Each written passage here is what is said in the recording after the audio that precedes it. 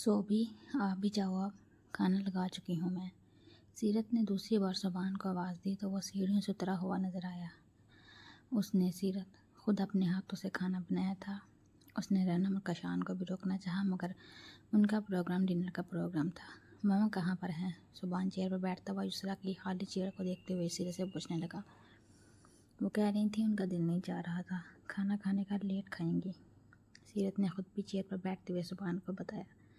इस वक्त तो 9 बज रहे हैं और कितना लेट खाएंगी। सुभान ने सीरत को देखते हुए कहा, क्या हो गया सोभी, इस वक्त उनका मूड नहीं होगा।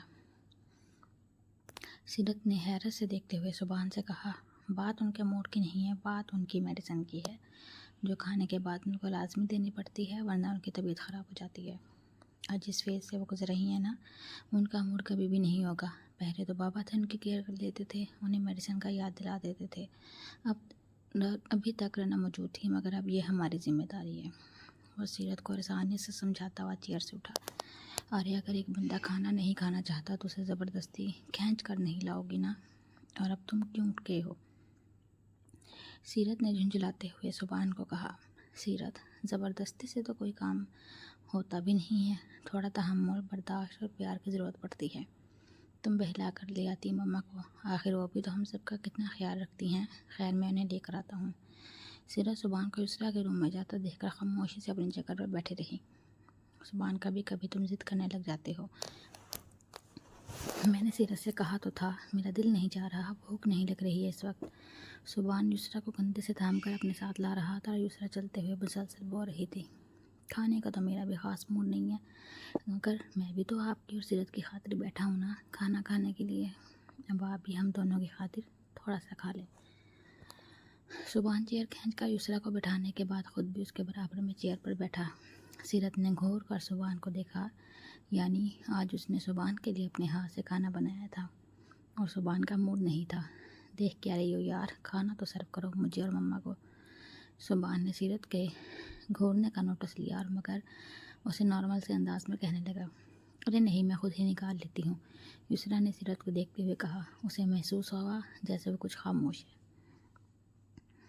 आप रहने दें, सोबी ने मुझसे कहा है तो मैं निकाल रही हूँ। सीरत संजीदगी से कहती हुई युसरा के प्लेट में खाना निकालने लगी।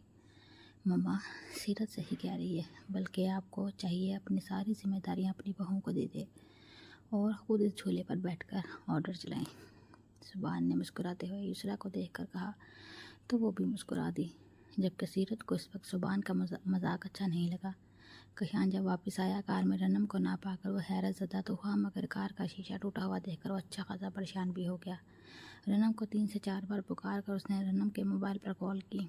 3 से 4 बैल्स के बाद कॉल रिसीव कर ली गई। रनम, कहाँ हो तुम? कशान ने परेशान होकर बेसाख्ता पूछा। मेरे पास है तेरी बीवी। मर्दाना आवाज़ सुनकर कशान का दिमाग एकदम घुमा। कौन बात कर रहा है? कशान ने गुस्से में चीख कर उस शख्स से पूछा। काशी, मुझे नहीं पहचाना तूने? चल मैं आज तुझसे अपना ऐसा तारफ़ कराऊंगा कि अगर तू भूलना भी चाहेगा तो भुला नहीं पाएगा मुझे। वो खबासत से हंसता हुआ बोला। उसकी मकरू हंसी की आवाज़ पर कशान को एक पल लगा उसे पहचानने में। शेरा, अगर तूने मेरी बीवी को छुआ भी ना तो सोच भी नहीं सकता मैं तेरे साथ क्या करूँगा। अगर मर्द है ना तो यहाँ मेरे सामने आ एक बार। कशान से अपना गुस्सा कंट्रोल नहीं हो रहा था, इसलिए वो ज़ोर से चीखता हुआ बोला। ये सोचकर उसका दिमाग गुस्से से फटा जा रहा था। उसकी बीवी, उसकी इज्जत एक घटिया किस्म के इंसान के पास है, जो कि गलती से इंसानों की फहरिस्त में शामिल था। ना मेरे शेर, इतना गुस्सा मत कर। शेरा मेरा नाम है और शेर की तरह तू मुझ पर धाड़ रहा है। देख, मैंने तेरी बीवी को अभी तक हाथ भी नहीं लगाया है, मगर तुझे मालूम है ना, औरत मेरी कमज़ोरी है, और अगर वो खूबसूरत भी हो तो हा हा हा। खैर, तेरे ऊपर मेरे कुछ पिछले हिसाब भी निकलते हैं। ऐसा कर, अगर तुम मर्द का बच्चा है तो मेरे बताए हुए पते पर पहुंच जा और आकर अपनी बीवी को बचा ले, अगर बचा सकता है तो। सिर्फ 20 मिनट है तेरे पास, इससे ज़्यादा देर मैं नहीं रुकूंगा। शेरा एड्रेस बताकर कॉल काट कर चुका था। कशान ने बड़ी सी गाली बककर हाथ में मौजूद पानी की बोतल को कार के इंजन में डाला, कार स्टार्ट कर दी। ड्राइविंग के दौरान कशान की आंखों के सामने बार बार रनम का चेहरा घूम रहा था। मालूम नहीं उसकी क्या हालत हो रही होगी, कितना डरती है वो इस वक्त। वो कितनी खौफज़दा होगी। कशान का बस नहीं चल रहा था कि शेरा उसके सामने आए, वो शेरा के टुकड़े टुकड़े कर दे। कशान ने सोचा भी नहीं था कि वो अब दोबारा ज़िंदगी में दूसरा कत्ल भी कर सकता है, मगर आज उसे ऐसा लग रहा था कि वो शेरा को ज़िंदा नहीं छोड़ेगा, क्योंकि बहुत बड़ी जुर्रत कर चुका था। और रनम को उठाकर कशान 15 मिनट के अंदर शेरा की बताई गई जगह पर मौजूद था, क्योंकि उसकी इज्जत और जान दोनों ही दांव पर लगी हुई थी। कशान ने अपने सामने खंडर इमारत को देखा। ये पुरानी केमिकल की फैक्ट्री थी जो कि कई सालों से बंद पड़ी हुई थी। कशान फैक्ट्री का दरवाज़ा खोलकर अंदर दाखिल हुआ। बदबू का भभक्का उसकी नाक से टकराया। वहाँ पर बहुत सारी खाली और भरी हुई हर साइज़ की शीशियाँ जगह जगह मौजूद थी। एक साइड पर बड़े बड़े ड्रम और टूटा हुआ सामान का ढेर लगा हुआ था, जबकि दरमियान में बड़ा सा टेबल मौजूद था जिस पर मुख्तलिफ सामान और जंगशुदा आलात बिखरे हुए पड़े थे, जबकि दूसरी तरफ टूटी हुई कुर्सी और लकड़ियों का ढेर मलबे की सूरत पड़ा हुआ था।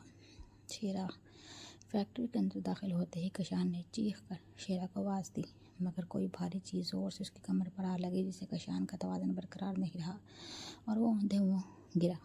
लोहे का मोटा सा रोड हाथ में थामे शेरा दरवाजे की आड़ से निकलकर कशान के सामने आया। बड़ा ही जीदार आदमी है तू तो काशी, जो यूँ मरने के लिए मेरे पास आ गया। शेरा कशान के करीब आकर हंसता हुआ बोला। कशान ने दोनों हाथ ज़मीन पर जमा कर उठने की कोशिश की, मगर शेरा ने भारी बूट समेत अपना पाँव जोर से कशान की कमर पर मारा, जिससे कशान का मुंह फर्श पर लगा। मेरी बीवी को छोड़ दे शेरा, वरना मैं तुझे नहीं छोड़ूंगा, कशान ने शेरा को देखते हुए कहा। लोहे का राड उसने दोबारा कशान की कमर पर मारा, जिस पर कशान के मुंह से चीख निकली। शेरा ज़ोर ज़ोर से हंसने लगा। कशान, कहीं अंदर से कशान को रनम की आवाज़ सुनाई दी। वो रोती हुई कशान को पुकार रही थी। तुझे मुझसे खार है, अपना बदला मुझसे ले मर्द बनकर, उसे छोड़ दे, वरना शेरा मैं तेरा बहुत बुरा हशर करूँगा। कशान ने बेबसी से लब भींचकर शेरा का मुखातिब किया। रनम की रोने की आवाज़ पर वो अपने आप को बहुत बेबस महसूस कर रहा था। ना बच्चे, ऐसी हालत में बड़े बड़े डायलॉग सूट नहीं करते हैं। तो अपनी बीवी का हशर अपनी आंखों के सामने देखेगा, मगर इससे पहले मैं तुझसे अपना पुराना हिसाब चुका लूँ।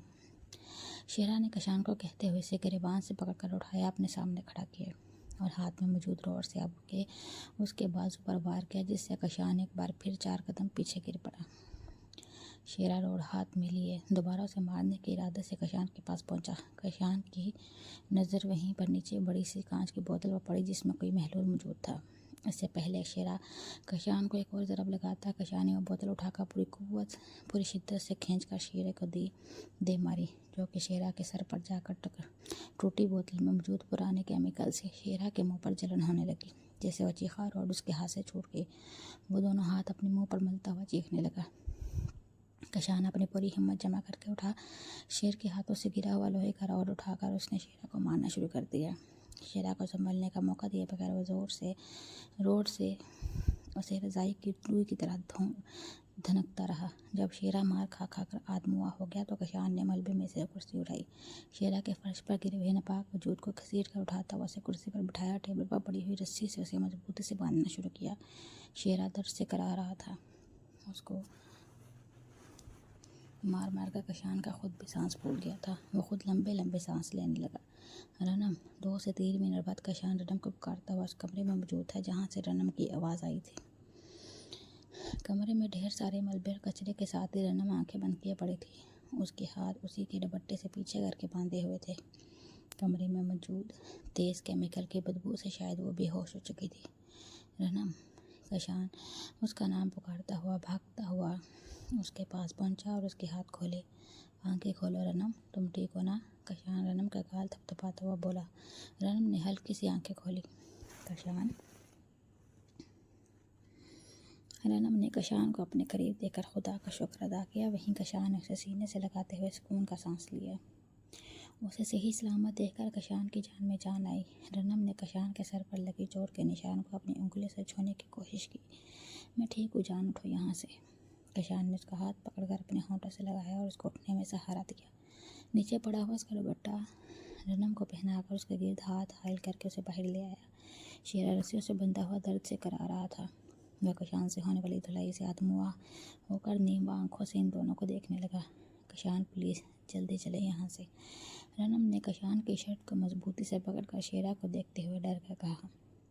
1 मिनट मेरी जान, इस कमीने ने आज कमीनगी की इंतहा करके अपनी शामत खुद बुलाई है। इसे ज़िंदा छोड़कर तो मैं अब हरगिज़ नहीं जाऊँगा। कशान ने रनम का हाथ अपनी शर्ट से हटाकर शेरा के मुँह पर मुक्का मचड़ते हुए कहा, देख काशी, मुझे छोड़ दे, मैं तुझसे माफ़ी मांगता हूँ। शेरा ने कशान की बात सुनकर खुद को रस्सियों से आज़ाद करना चाहा। शेरा, तो घर का वो गंदा कॉकरोच है जो सिर्फ दुनिया में आकर गंदगी फैला सकता है। तेरे जिंदा रहने से मालूम नहीं कितनी लड़कियों को अपनी इज्जत से हाथ धोने पड़े, और मुझे यकीन है तेरी ना होने से किसी को कोई फ़र्क नहीं पड़ेगा। कशान महलूल की भरी हुई बोतलें एक कर कर के उठाकर उसके पास लाता हुआ बोलने लगा, कशान, इसको छोड़ दे प्लीज़, हम पुलिस को इन्फॉर्म कर देते हैं, आप कानून को अपने हाथ में मत लें। शेरा के साथ साथ रनम को भी अब उसके रद्द-ए-अमल पर डर लगने लगा। न जाने वो उसके साथ क्या करने वाला था। जाओ, जाकर बाहर कार में बैठो। कशान रनम के पास आकर ऑर्डर देने वाले अंदाज में बोला। कशान, एक सेकंड, आप सिर्फ मेरी बात तहम्मुल से, रनम ने उसे समझाना चाहा। कार में जाओ। अब के वो रनम पर दहाड़ता हुआ बोला। रनम का कुछ भी बोलना या जिद करना बेकार ही नहीं, उल्टा अपनी शामत बुलाने के बराबर था। इसलिए अफसोस भरी नज़र उसने शेरा पर डाली, जिसकी हालत पिट पिट कर कुत्तों से भी बदतर हो चुकी थी। रनम वहाँ से बाहर निकल गई। काशी, देख, मुझे माफ़ कर दे, मैंने तेरी बीवी को कुछ नहीं किया। वह कशान के ख़तरनाक तेवरों को देखकर गोया हुआ। कुछ किया नहीं, मगर सोचा तो था ना तूने। कशान ने बोलने के साथ एक बोतल उठाकर उसके मुंह पर दे मारी, जिससे शेरा के मुंह से चीख निकल गई। तुझे शायद इस बात का अंदाज़ा नहीं है मैं अपनी बीवी को लेकर कितना हसास हूँ। इन्हीं हाथों से पकड़ कर लाया होगा ना तू उसे। एक छोटी सी बोतल जिसमें एसिड यानी तेज़ाब मौजूद था, कशान ने शेरा की रस्सियों से बंधे हाथ पर गिराया, जिससे वह दीवानावार चीखने लगा। वो तकलीफ़ की शिद्दत से शायद बेहोश होने लगा था। कशान ने उसके बाल मुट्ठी में जकड़कर उसका सर ऊंचा किया। शेरा, अगर मैं चाहता तो ये तेज़ाब तेरे मुंह के अंदर भी अंडेल सकता था, मगर मैं चाहता हूँ तो सिसक के मरने से पहले ये सोचता रहे कि तूने पंखा किससे लिया था। कशान ने एक शीशे की बोतल जो केमिकल से भरी हुई थी उसके मुंह के अंदर अंडेलना शुरू कर दी। शेरा की आंखें तकलीफ़ के मारे सुर्ख हो चुकी थी और नफ़ी में बार बार सर हिला रहा था, जबकि कशान तहम्मुल से एक हाथ से उसके बाल मुट्ठी में दबोचे हुए दूसरे हाथ से बोतल में मौजूद महलूल उसके मुंह से पेट के जरिए अंदर उतार रहा था। खाली बोतल फर्श पर फेंक कर वो शेरा पर हकारत भरी नज़र डालकर फैक्ट्री से बाहर निकल गया। रनम, क्या हुआ, रो क्यों नहीं हो? तुम ठीक हो ना?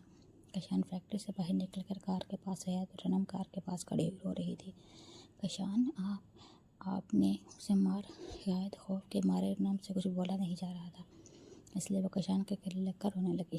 बुरी आंख से देखा था उसने तुम्हारी तरफ, इसी बात की सजा देकर आ रहा हूँ उसे। कुछ नहीं हुआ, बिल्कुल रिलैक्स हो जाओ। कशान उसे बाहों में लिए उसका डर कम करने की कोशिश करने लगा। मैं यहाँ पर रुकना नहीं चाहती, आप प्लीज़ जल्दी से चले। कशान, वो अभी भी सहमी हुई फैक्ट्री के दरवाजे को देखते हुए कशान से बोली, चलो। कशान ने उसको कार में बिठाया। वो ड्राइविंग सीट पर बैठकर कार स्टार्ट कर दी। सुबान बेडरूम में आया तो सीरत पाँव से लेकर सर तक चादर ताने हुए लेटी थी। सुबान ने बेड की दूसरी साइड पर लेटने के बाद सीरत के ऊपर से चादर खींची। क्या तकलीफ़ है तुम्हें? मुझे सोने देना है या नहीं? सीरत एकदम तैयार बैठी थी। सुबान के चादर खींचते ही उस पर चढ़ दौड़ी। जब आज रात मेरा सोने का प्रोग्राम नहीं है तो तुम कैसे सो पाओगी? वो सीरत को अपनी तरफ खींचता हुआ उस पर झुका। सोबी, इस वक्त मेरा मूड फुल ऑफ है, दूर हटो मेरे पास से। सीरत उसको पीछे हटाने लगी। सुबान ने उसके दोनों हाथ काबू कर लिए। तो अपना मूड ऑन करो ना यार, वरना मेरा मूड ऑफ हो जाएगा। सुबान बोलने के साथ ही नरमी से उसके गाल पर अपने होंठ रखे और सीरत को मुस्कुरा कर दिखा। अभी थोड़ी देर पहले तो बड़ी जिम्मेदारियों का एहसास दिलाया जा रहा था सीरत को। सीरत ने अपना मूड ऑफ होने की वजह बताई तो सुबान पीछे हुआ। देखो सीरत, तुम्हें मेरी बातों का बुरा नहीं लगना चाहिए। बहुत मैं तुम्हें अब भी कहूँगा कि थोड़ी बहुत जिम्मेदारियों को समझो। मम्मा जिस गम से गुजर रही हैं उन्हें नॉर्मल होने में थोड़ा टाइम लगेगा। तब तक तुम्हें और मुझे उनको टाइम देना होगा। प्लीज़ मेरे साथ मिलकर इस मामले में ताउन करो। सुबान अभी भी उसे नरमी से समझाते हुए बोला, यार मम्मा को मेरे तुमसे तुम कहकर भी बात करने पर एतराज़ होता है। परसों मुझे समझाने लगी कि सुबान से इस तरह बात नहीं किया करो। मैं तो तुमसे इसी तरह बात करती हूँ बचपन से। मुझे तो आदत ही नहीं आप जनाब करने की। सीरत की बात सुनकर सुबान हंसने लगा। वैसे मम्मा कुछ गलत तो नहीं बोल रही थी, सुबह ने मुस्कुराते हुए सीरत से कहा। सीरत ने फ़ौरन उसको आंखें दिखाईं। अच्छा नहीं यार, इस तरह आंखें फाड़ कर मत देखो, क्या हर वक्त कार्ड खाने को दौड़ती हो। मुझे इस बात से कोई इशू नहीं, तुम मुझे आप कहो या तुम कहो, लेकिन अगर मम्मा ऐसा बोल रही हैं तो तुम उनके सामने उनकी बात रखने के लिए आप कह लिया करो। इससे कौन सा तुम्हारी इज्जत घट जाएगी। मम्मा को खुशी होगी तुमने उनकी बात का एहतराम किया और वैल्यू दी। भले ही बेडरूम में तुम कह लिया करो। आप तो मूड ऑन करो ना यार। आखिरी बात वो बहुत बेचारगी से बोला तो सीरत को उसकी बात पर हंसी आ गई। बस सुस्ती उतारने के अलावा और कोई काम नहीं है तुम्हारा। सीरत सुबान के गले में अपने दोनों हाथ डालकर मुस्कुराहट दबाए उससे पूछने लगी। आज मैं सुस्ती नहीं, पूरी थकन उतारने का इरादा रखता हूँ। सुबान सीरत की कमर के गिर्द हाथ हायल करके उसे बेड पर लिटाता हुआ बस पर झुका। कशान, आपको तो चोट लगी है, 1 मिनट रुके। घर आकर कशान ने बेडरूम में शर्ट चेंज करने की गर्ज से उतारी तो पीछे से उसकी पीठ का हिस्सा सुरख हो रहा था। रनम ने उसके हाथ से शर्ट ली और असाइनमेंट लेने के लिए जाने लगी। तभी कशान ने उसका हाथ पकड़ा। परेशान होने की ज़रूरत नहीं मेरी जान, इससे ज़्यादा बड़ी बड़ी चोटें खाई हैं। ये मामूली चोट तुम्हारे शोहर का कुछ नहीं बिगाड़ सकती। वो रनम के हाथ से शर्ट लेकर अच्छालता हुआ उसको गोद में उठाकर बेड पर आया। मालूम है, बहुत सालों बाद आज मुझे बहुत खौफ महसूस हुआ। मैं सच में डर गया था कहीं तुम्हें कुछ हो ना तुम। कशान बोलते हुए उसका चेहरा चूमने लगा, जैसे उसके होने का एहसास खुद में महसूस कर रहा हो। आज मैं भी बहुत डर गई थी कशान। अगर आप वहाँ पर नहीं पहुँचते तो मेरे साथ। रनम के चेहरे पर एकदम खौफ के आसार नुमाया हुए। आगे कुछ भी नहीं बोलना। मेरे होते हुए मेरी डोर को कोई कुछ नहीं कर सकता। कशान ने उसके होंठों पर उंगली रखते हुए कहा। कशान, आपको कब ऐसा लगा कि आपको मुझसे शादी कर लेनी चाहिए। रनम उसके दिल पर अपनी उंगली से आर बनाते हुए उससे पूछने लगी। जिस दिन तुम्हारे बाल में मेरी शर्ट में उलझ गए थे, उस दिन मैं भी उलझ कर रह गया था। बार बार दिल उकसा रहा था तुमसे प्यार करने को, और जब प्यार हो गया तो शादी तो करनी थी फिर। कशान रनम को बताते हुए उसकी गर्दन पर झुक चुका था। कशान, आपने उसको मारकर जुर्म किया है, कानून अपने हाथ में लिया है, आपको ऐसा नहीं करना चाहिए था। रनम का दिमाग एक दफ़ा फिर भटक कर दोबारा चंद घंटे गुजरे हुए वाक़े पर चला गया, जिस पर कशान ने सर उठाकर उसे संजीदगी से देखा और उसका चेहरा अपने हाथों में थामा। भूल जाओ रनम उस वाक़े को बुरा ख्वाब समझकर। ये हम दोनों के दरमियान की बात है और हमारे बीच में रहनी चाहिए, बल्कि इंतहाई जिक्र में तुम्हारे मुँह से दोबारा न सुनूं। कशान उसका चेहरा थामे संजीदगी से उसे बोलने लगा। बोलने से ज़्यादा उसके अंदाज में वार्निंग थी, जिस पर रनम ने सर हिलाया। कशान सोने के लिए लेट गया, जबकि रनम करवट मोड़कर एक बार फिर उस वाक़े को सोचने लगी। भला ये कोई छोटी मोटी बात नहीं थी जो बुरा ख्वाब समझकर उसे भुला देती।